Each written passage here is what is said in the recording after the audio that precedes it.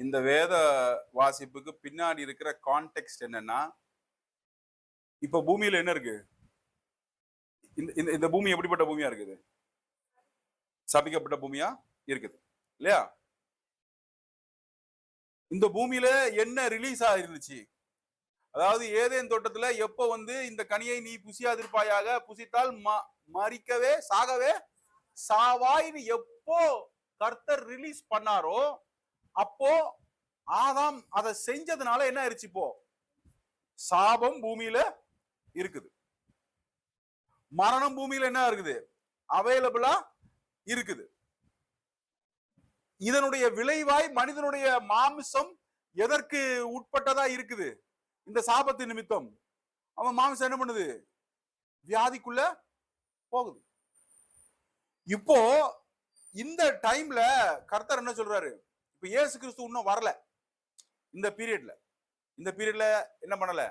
இயேசு கிறிஸ்து ஒரே தரம் மரித்து பாவ நிவாரண பலியாய் அவர் என்ன பண்ணல? இன்னும் ஆகல. அது 2000 வருஷம் முன்னாடி தான் நடக்குது. இது அங்க இருந்து ஒரு 1500 வருஷம் வச்சுக்கோங்க. அப்போ இன்னில இருந்து ஒரு 3500 வருஷத்துக்கு முன்னாடி இது நடந்துட்டு இருக்கு. இப்போ இந்த இயேசு கிறிஸ்துவுக்கு அடையாளமாய், குமாரனுக்கு அடையாளமாய் பலி செலுத்தப்பட்டு அந்த ரத்தம், பலிபீடத்துல எரிகிற அக்னி, இது எல்லாம் எதற்கு நிழலாட்டமா இருந்தது? இயேசு கிறிஸ்துவனுடைய வரப்போகிற அவருடைய பலிக்கு நிழலாட்டமாய் அப்பொழுதே இருந்தது. அதனால தான் காயின் ஆபேல் பலி செலுத்தும் பொழுது காயின் ரத்தத்தை ஏத்துக்கல. பிரச்சனை எங்க வருது தெரியுதா? காயின் ஆபேல் கதை தெரியும்ல, எல்லாருக்கும் தெரியும்ல. ரத்தத்தை என்ன பண்ணலாம? அவன் ஏத்துக்கல. அவன் வெண்டைக்காவை கொண்டு போய் என்ன பண்றான்? கொடுக்குறான். இப்போ தேவனுடைய நீதி என்னன்னா, எதையுமே செய்ய சொல்வதற்கு முன்பாக அவர் என்ன பண்ணுவாரு? அனௌன்ஸ் பண்ணுவார். நாம இந்த தேவனுடைய நீதியை வச்சு என்ன புரிஞ்சிருக்கிறோம்னா, பலியை குறித்து அனௌன்ஸ்மெண்ட் அங்க உண்டா இருக்குது. ஆதாம் அங்க பிரசங்கித்து இருக்கணும். ஏன்னா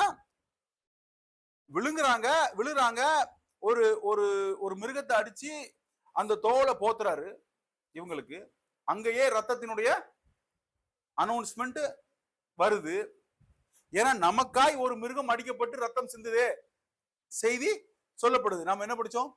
காண்கிறவைகளும் காணாதவைகளும் நமக்கு என்ன பண்ணிட்டு இருக்குது? கவுன்சில் பண்ணிக்கிட்டு இருக்குது. போன வாரம் படிச்சோமா? சங்கீதத்துல படிச்சோம். இவைகள் வானமும் பூமியும் என்ன பண்ணுதான்? ஒரு வார்த்தையும் பேசாம என்ன பண்ணுது? ஜீவனுடைய தேவனுடைய மகிமை என்ன பண்ணுது? அறிக்கை செய்யுது, டிக்ளேர் பண்ணிக்கொண்டே இருக்குது.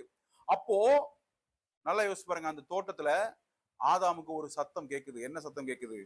ஒரு மிருகம் கதறி மறிக்கிற சத்தம் என்ன பண்ணுது? ஆதாமுக்கு முத கேக்குது. அது வரைக்கும் மரணத்தின் சத்தம் ஆதாம் என்ன பண்ணல? கேட்கல. பார்த்தா கர்த்தர் என்ன பண்றாரு? தோலை கொண்டு வந்து போத்துறாரு. ரத்தம் சொட்ட சொட்ட போத்துறாரு. ஏன்? ரத்தம் தான் என்ன பண்ணுது? இன்னோசன்ட் பிளட் தான் பாவிகள் மறிக்காதபடிக்கு, தேவனுடைய கோபம் வராதபடிக்கு, தேவனுடைய கோபம். ஏன்னா எபிரேயர் 12 என்ன படிக்கிறோம்? அவர் எல்லா சகலத்திற்கும் அவர் என்னவா இருக்காரு? நீதிபதியா இருக்கிறார்.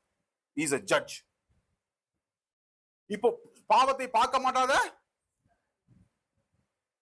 அவங்களுக்கு ஒரு பிளட் ப்ரொடெக்ஷன் தேவைப்படுது. மேல என்ன பண்ணுது? பிளட் ப்ரொடெக்ஷன் வந்துச்சா? அதுக்கு அடுத்த சீன் பாத்தீங்கன்னா என்ன நடக்குது? பலிபீடம். எப்படி பலிபீடம் திடீர்னு வந்துச்சு? யாரு சொன்னா இவங்களுக்கு பலிபீடத்தை? அப்போ ஆதாம் என்ன பண்ணிருக்கணும்? பிராக்டிஸ் பண்ணி இருந்திருக்கணும், பிள்ளைகளுக்கு சொல்லி இருந்திருக்கணும். அதனாலதான் ஆபேல் நல்ல பங்கை தெரிந்து கொண்டார். விசுவாசத்துல வருது அது. So he accepted the blood. அவர் ஏற்றுக்கொண்டார். ஆபேல் ரத்தத்தை ஏற்றுக்கொண்டார். காயின் என்ன பண்ணல? ஒரு குழந்தை ஏத்துக்குச்சு, இன்னொரு குழந்தை என்ன பண்ணுது? அடா என்ன நீ என்ன சொல்றது? நான் என்ன கேட்கறது? நான் என்ன பண்றேன்? ரோஜா பூவும் வெண்டைக்காவும் கொண்டு வரான்னு. கிறிஸ்து அங்கேயே என்ன பண்றாரு?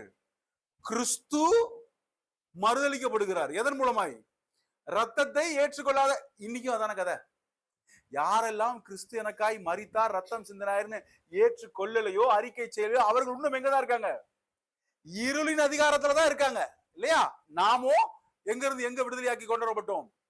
இருளின் ஆட்சியிலிருந்து வெளிச்சத்தின் ஆட்சிக்கு கொண்டு வரப்பட்டோம். எதுல வந்தீங்க? எதனால இப்ப இந்த நன்மையை அனுபவித்துக் கொண்டிருக்கிறீங்க? கிறிஸ்து எனக்காய் ரத்தம் சிந்தினார் அப்படிங்கிறத, அந்த ரத்தத்தை, சிந்தப்பட்ட ரத்தத்தை நாம் என்ன பண்றோம்? ஏற்றுக்கொள்கிறோம். எப்படி ரட்சிக்கப்படுகிறோம்? ரட்சிப்பு எப்படி வருது? இருதயத்திலே இதை விசுவாசிச்சு வாயினால் அறிக்கை செய்வதன் மூலம் ரட்சிப்பு உண்டாகுது. அதனாலதான் நீங்க இரவு படுக்கும் பொழுது ஏசு கிறிஸ்து, ஏசு கிறிஸ்து, உங்களால ஒண்ணுமே சொல்ல முடியலனாலுமே ஏசு கிறிஸ்து எனக்காய் மரித்தார், ஓ நன்றி கர்த்தாவே, தேங்க்யூ லார்ட். சர்வ சேனையும் எங்கதான் இருக்கும்? இயேசு கிறிஸ்துவை எந்த இடத்துல ஏற்றுக்கொள்ளப்பட்டு எந்த இடத்துல இயேசு கிறிஸ்து அறிக்கை செய்கிறார்களோ அந்த இடத்துல சர்வ சேனையும் அங்க ஆஜர் உங்களுக்காக. உங்கள் வீட்டுல பிரச்சனையின் நடுவுல இயேசு கிறிஸ்து, தேங்க்யூ ஜீசஸ், ஜீசஸ் கிரைஸ்ட் அப்படின்னு நீங்க இயேசு கிறிஸ்துவை நீங்கள் உங்க கிளாஸ்ல உட்கார்ந்து நீங்க அறிக்கை செய்து கொண்டிருக்கும் பொழுது, Jesus Christ, thank you Lord, thank you Lord அப்படின்னு மேத்தமெட்டிக்ஸ் உங்களுக்கு புரிய ஆரம்பிக்குங்க. ஏன் புரிய ஆரம்பிக்கும் சொல்லுங்க? இயேசு கிறிஸ்து அப்படிங்கிற நாமத்தை அறிக்கை செய்வதற்கும் மேத்தமெட்டிக்ஸ் புரியறதுக்கும் என்ன சம்பந்தம்?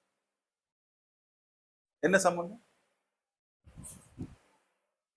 புரியாமல் இருக்குது. ஒரு ஒரு ஒரு ஏரியால ஞானம் இல்லாமல் இருக்குதுன்னா என்ன ஆபரேட் ஆகுது? இந்த பூமியில பூமி என்ன பண்ணப்பட்டதா? சபிக்கப்பட்டதாய் இருக்குது. பூமியின் மேல என்ன சாபம் இருந்துச்சு? நீ சரியா என்ன பண்ண மாட்ட? முளைக்க மாட்ட. பயிர் என்ன பண்ணாது? வச்சா வராது. எப்படிதான் நீ பயிரை கொண்டு வர முடியும்? நெத்தி வேர்வை சிந்தி தான் பயிரை கொண்டு வர முடியும்.